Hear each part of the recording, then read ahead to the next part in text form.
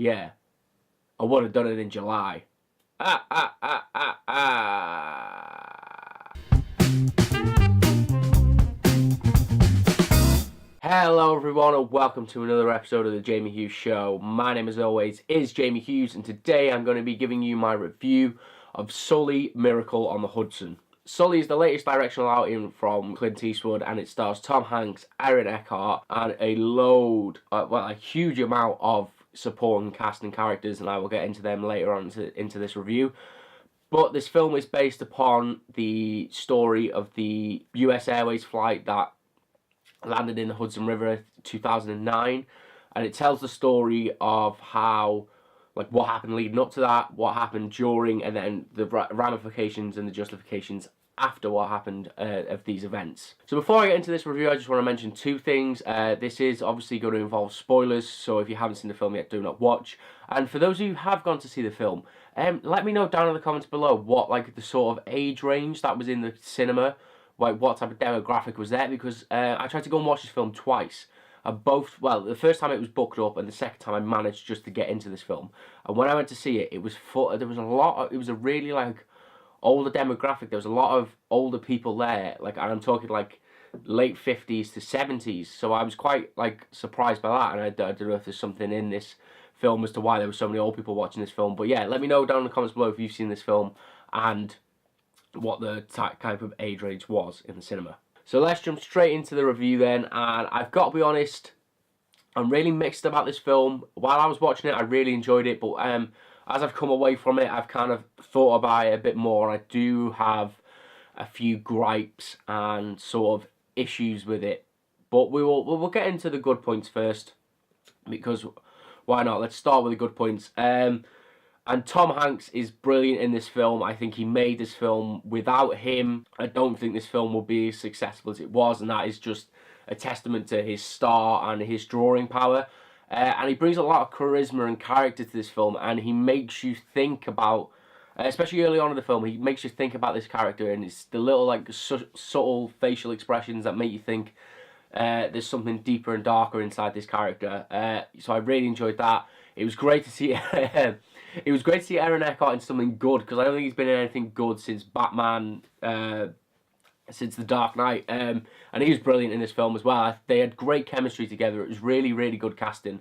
As well as the supporting cast, that I mentioned earlier on in this video, there was the guy, right, I can't remember their names. I should have done some research into this, but everyone will know who they are when I refer to them. You had Skylar from Breaking Bad. She was in it. Was it Laura Linney was his wife? I'm not quite sure. I'll have to check. Somebody correct me on that, because I'm sure you will. The dad from Glee was in it. The dad from Glee was in it. So it pulled in a really strong cast. Obviously, it is a Tom Hanks film and a Clint Eastwood film, so that was kind of obvious. But the cast in this, and even like the cast and the characters that were played on the plane, were really great as well. And yeah, so the cast was great, is what I'm trying to say there. But I've just took like longer than I wanted to say it.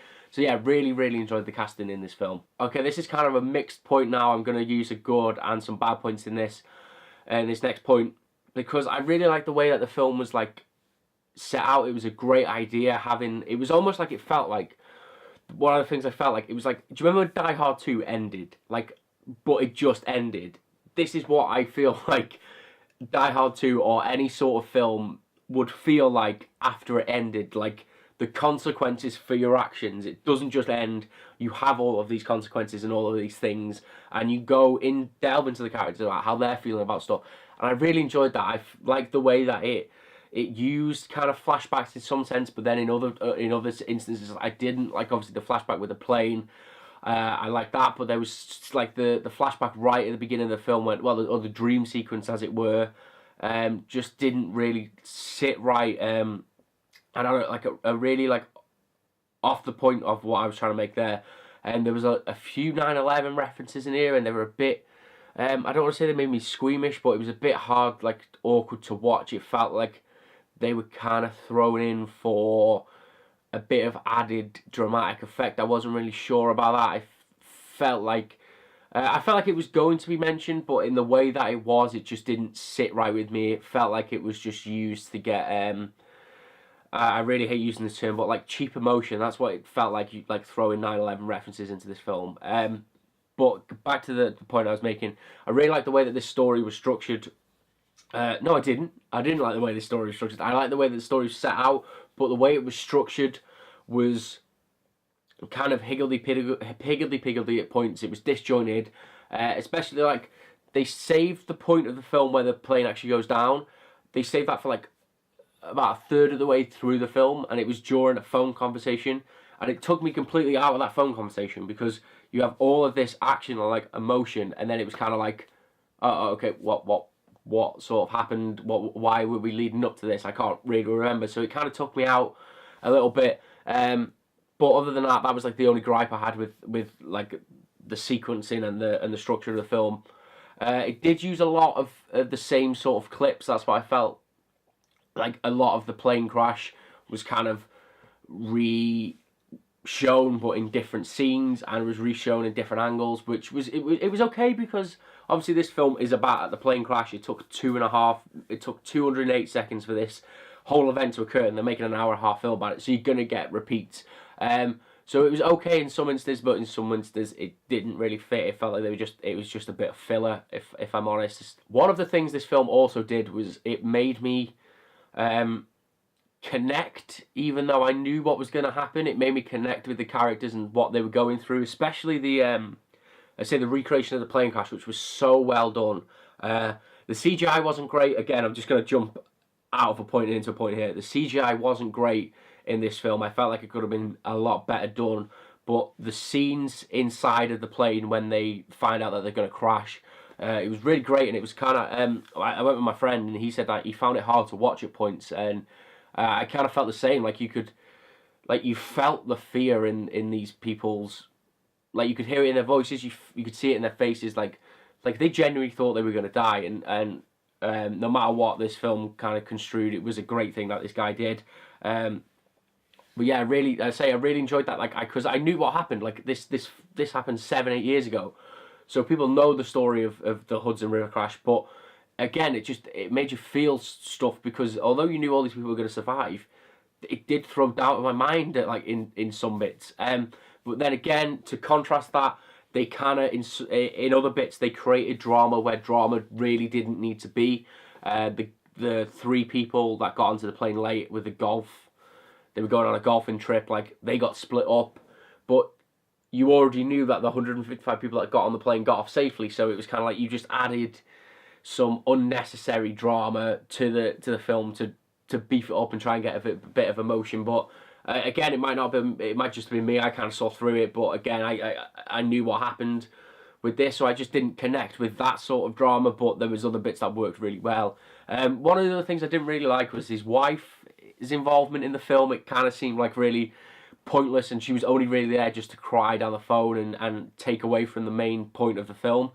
Because like it was like 2/3, I think the film was in its final act, and she phones him up and starts crying, saying, "Oh, it could have been you."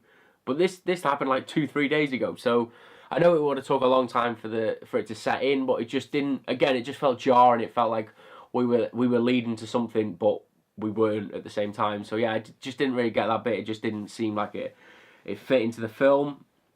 And the last point I want to make about this film is, although it was a biopic and we kind of know what happened, there was no real resolution at the end of the film. This is what I didn't like. Yeah, like it just kind of ended with like a joke. Oh, I should have done it in July, and then it ended. But like we saw what happened, and we saw that he was right to do what he did, but we didn't get to find out what like the actual ruling of the hearing was. We didn't.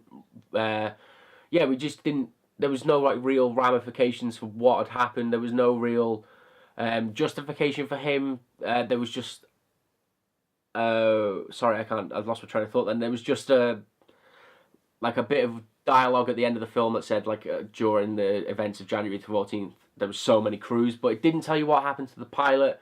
Again, I know I was saying I know what happened, but I would have liked that to be tied up in a bow to know what the ruling of the hearing was. So yeah, it just kind of felt like the film just sort of ended, and for a film that was an hour and a half long, and there were bits in there that shouldn't have been in, I felt like that should have made it into the final cut of the film.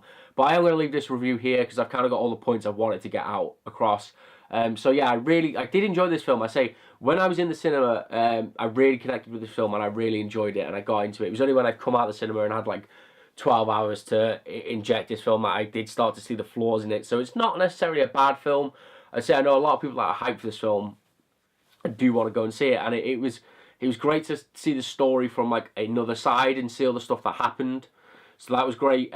So yeah, a mixed review for me with this one. I think it was good, but it had its flaws. But definitely do go and check it out. I say it came out on Friday, so it's going to be in the cinema for quite a long while. And that is the end of this review. That is the end of this episode of The Jamie Hughes Show. I hope you enjoyed it. If you did, please like, share, comment, and subscribe. And I will see you in the very next episode of The Jamie Hughes Show. Ta-ra.